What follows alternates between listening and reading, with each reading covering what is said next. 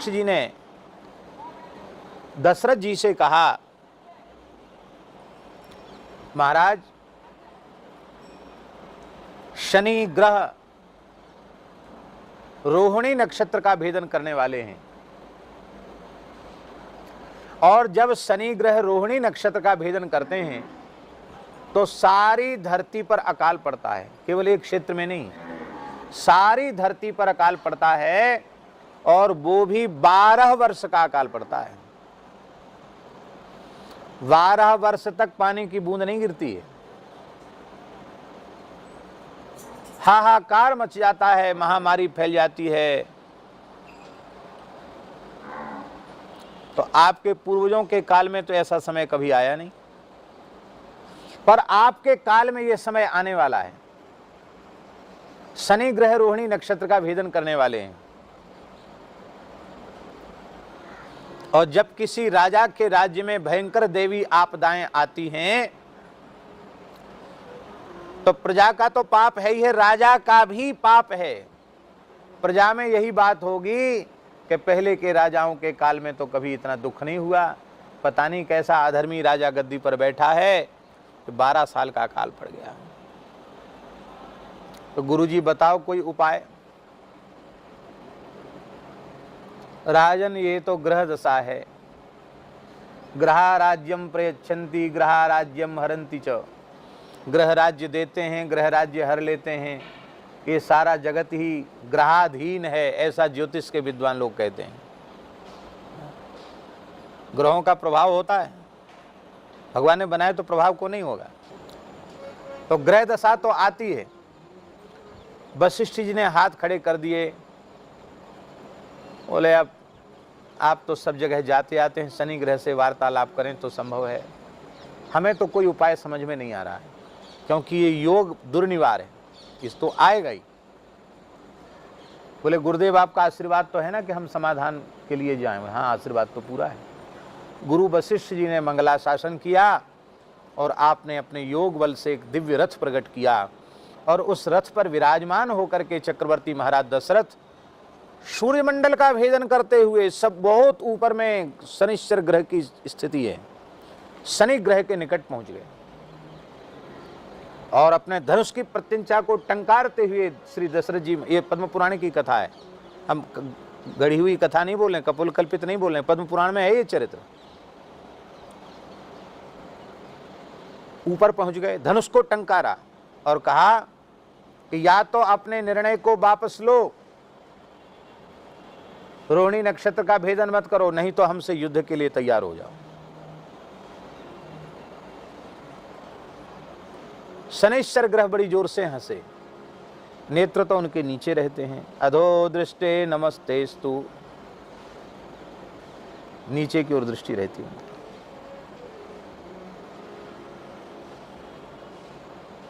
दशरथ जी अपने दिव्यास्त्रों का प्रयोग करने लगे,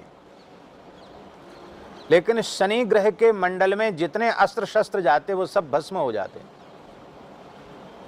लेकिन दशरथ जी का पराक्रम कितना था, फिर भी दशरथ जी घबराए नहीं बिल्कुल भी, युद्ध करते ही रहे। अब दशरथ जी ने विचार किया कि अब तो ब्रह्मास्त्र का ही प्रयोग करना पड़ेगा। तो जैसे ही उन्होंने ब्रह्मास्त्र उठाया तो तीनों लोकों में हलचल मच गई, तो शनि ग्रह का अस्तित्व ही समाप्त हो जाएगा। शनि ग्रह तो शनि ग्रह ठहरे। महाराज ब्रह्मास्त्र का प्रयोग करें उसके पहले ही उन्होंने अपनी दृष्टि ऐसे उठाई, उठा करके जैसे ही रथ की ओर देखा तो शनि महाराज की दृष्टि पड़ते ही घोड़े सारथी के सहित सारा रथ जल करके भस्म हो गया। अब आकाश से गिरने लगे श्री दशरथ जी महाराज, और उसी समय आकाश गमन कर रहे थे श्री गृद्धराज जटायु जी। जटायु जी ने देखा कि ये वैवस्वत मनु के वंश का वंशधर सप्तद्वीपवती पृथ्वी का एक छत्र सम्राट महान पराक्रमी चक्रवर्ती महाराज दशरथ, यदि इनको न बचाया गया तो इनके प्राण चले जाएंगे। तब सहसा उन्होंने गिरते हुए दशरथ जी को अपनी पीठ पर बिठा लिया, और पीठ पर बिठा करके कहा कि हे महाराज, आपके पराक्रम को धन्य है। ऐसा पराक्रम इस ब्रह्मांड में बड़े बड़े देवता दैत्य असुर कोई नहीं दिखा सकते। क्योंकि शनि ग्रह से टक्कर कोई नहीं ले सकता, लेकिन आपने पराक्रम दिखाया है। पर मेरी आपको सलाह है। सलाह क्या है? वो सलाह ये है कि देवताओं से जोर जबरदस्ती से काम नहीं लेना चाहिए। इनको भगवान ने बनाया है, इनमें शक्ति सामर्थ्य है, इनकी स्तुति प्रार्थना करके ही इनकी अनुकूलता प्राप्त करनी चाहिए। तो इनकी स्तुति प्रार्थना करके अनुकूलता प्राप्त करो। तो आपने युद्ध करके तो देख लिया, अब एक बार शनि ग्रह की स्तुति करके भी देख लो।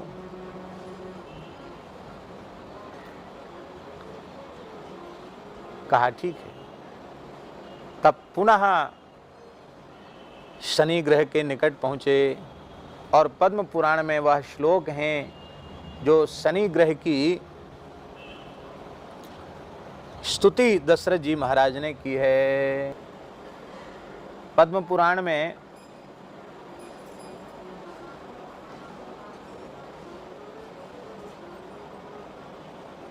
ये स्तोत्र वर्णित है,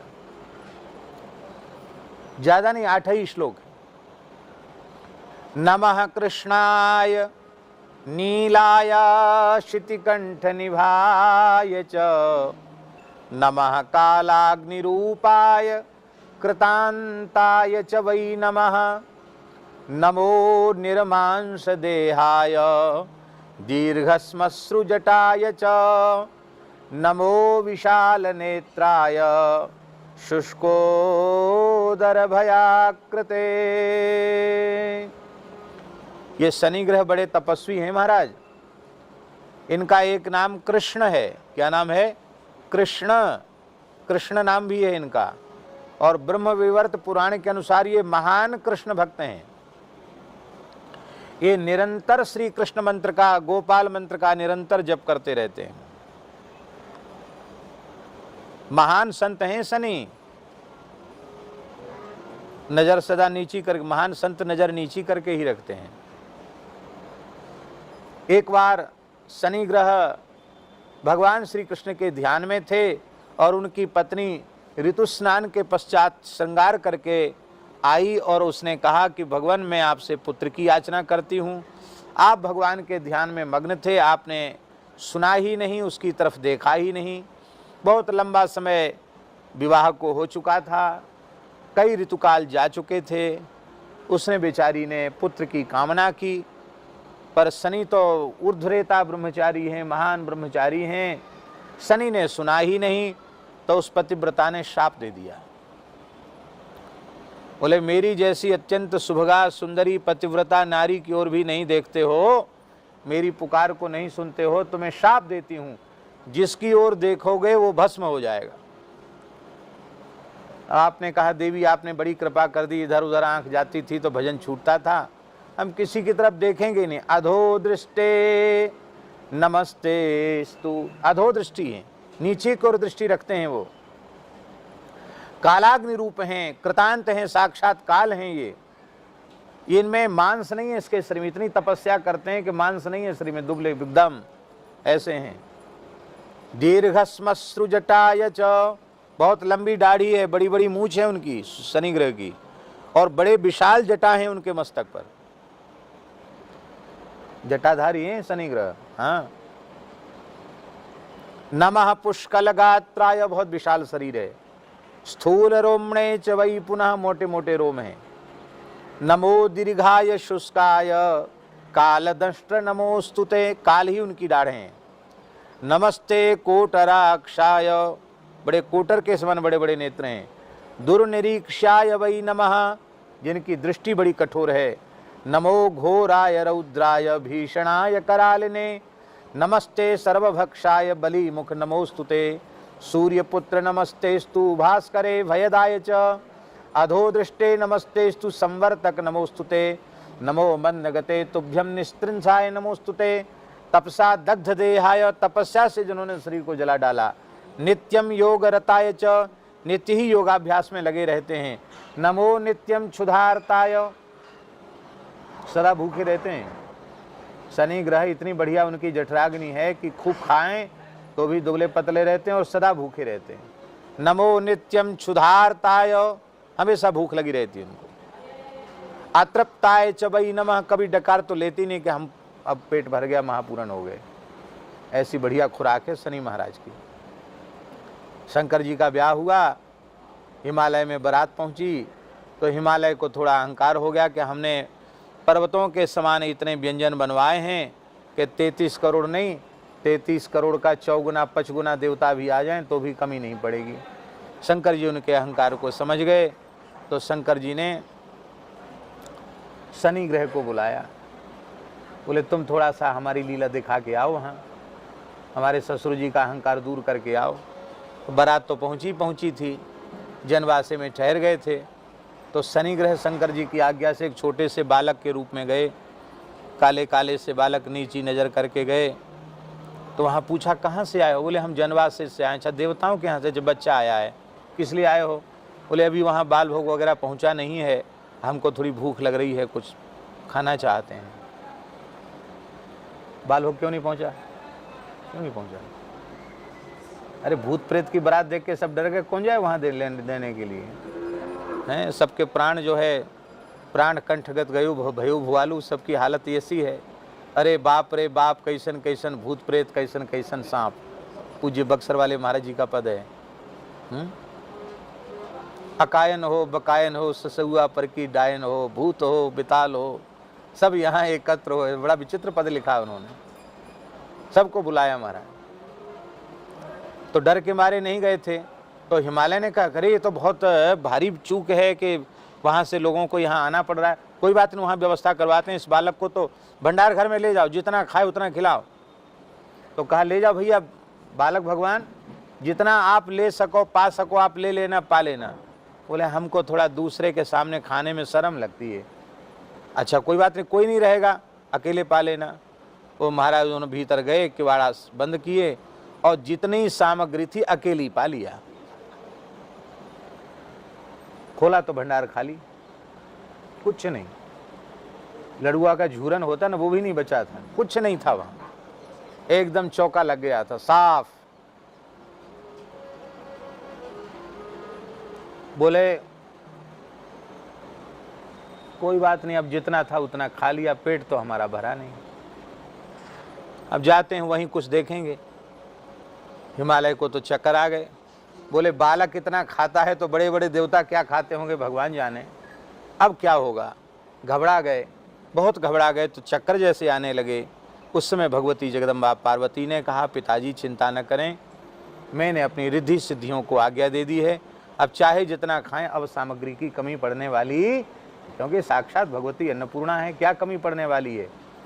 ये शंकर जी ने आपके अहंकार को चूर करने के लिए थोड़ी सी लीला दिखाई थी। ये जो बालक रूप में आए थे दूसरे नहीं थे, ये महान ग्रह शनि ही थे।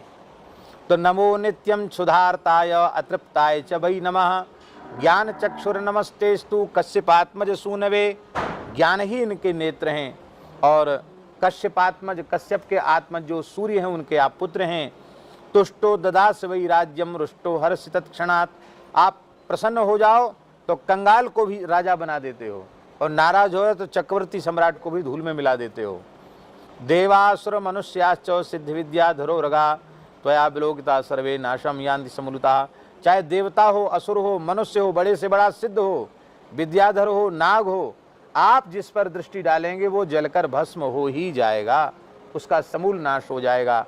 इसलिए प्रसादं कुरु मे देव बरारहो मुपागतः।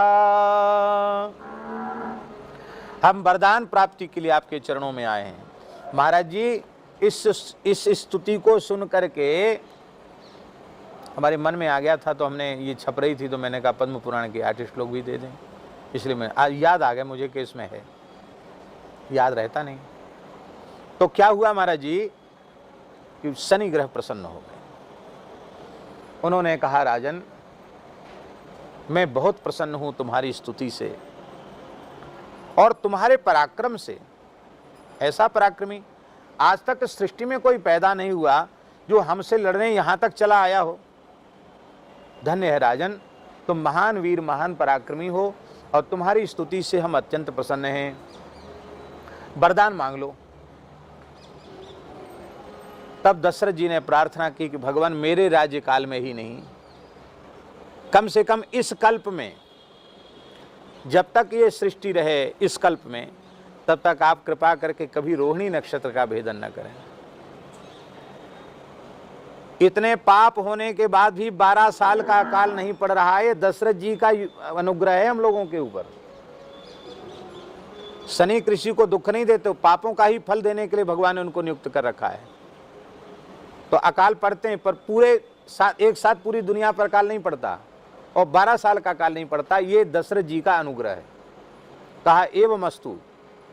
और शनि ग्रह ने कहा कि तुम्हारे द्वारा कही हुई यह 8 श्लोक स्तुति, शनि स्तुति, इसका जो पाठ करेंगे उनके हम सदा अनुकूल रहेंगे, उनको कभी अशुभ फल नहीं प्रदान करेंगे।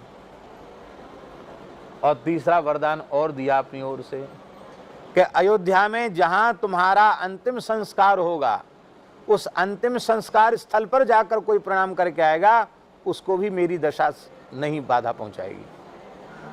तो दशरथ जी के अंत्येष्टि स्थल को प्रणाम करने से भी शनि ग्रह की दशा दूर हो जाती है। दशरथ जी के अंत्येष्टि स्थल है अयोध्या जी में।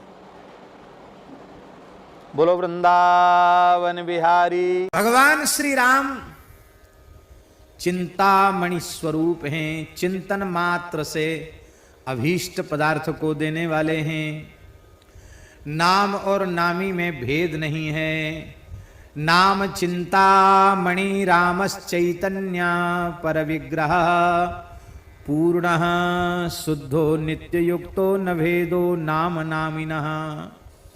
पद्म पुराण में भगवान शिव पार्वती जी से कह रहे हैं, श्री राम नाम चिंतामणि है, चिंतन मात्र से संपूर्ण पदार्थों को प्रदान करने वाले हैं, सच्चिदानंद स्वरूप हैं। भगवान में और भगवान के नाम में अणु मात्र भी भेद नहीं है। जो भगवान की महिमा है वही भगवान के पवित्र नाम की महिमा है। यह भगवान नाम है कैसा?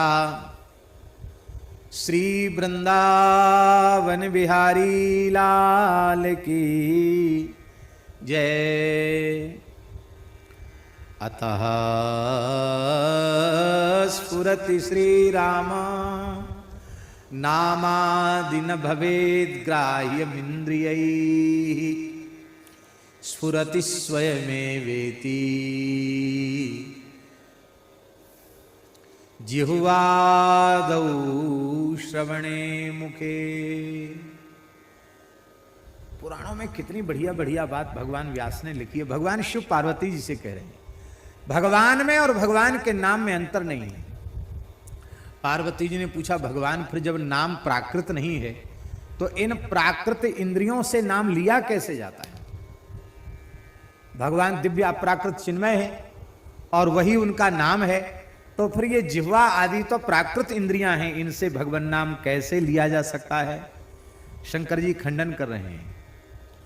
कोई माई का लाल ऐसा धरती पर पैदा नहीं है, हो सकता है नहीं, जो अपनी शक्ति सामर्थ्य से भगवान का एक नाम भी ले सके। किसी की सामर्थ्य नहीं। इसलिए ये अहंकार बिल्कुल मत करो कि मैं 10 माला जपता हूं, 100 माला जपता हूं, 500 माला जपता हूं, एक दिन में 1 लाख जपता हूं, एक दिन में 2 लाख जपता हूं। तुम एक नाम भी नहीं ले सकते हो। एक भी नाम प्रकट हो रहा है वो हरि गुरु संतों की कृपा से प्रकट हो रहा है। नाम खुद प्रकट हो रहे हैं, नाम लेने की तुम्हारी ताकत कहां से आई? पर हम इतने अभागे हैं, इतने मूर्ख हैं कि हम यही अहंकार पाले बैठे हैं कि हम इतना भजन करते हैं।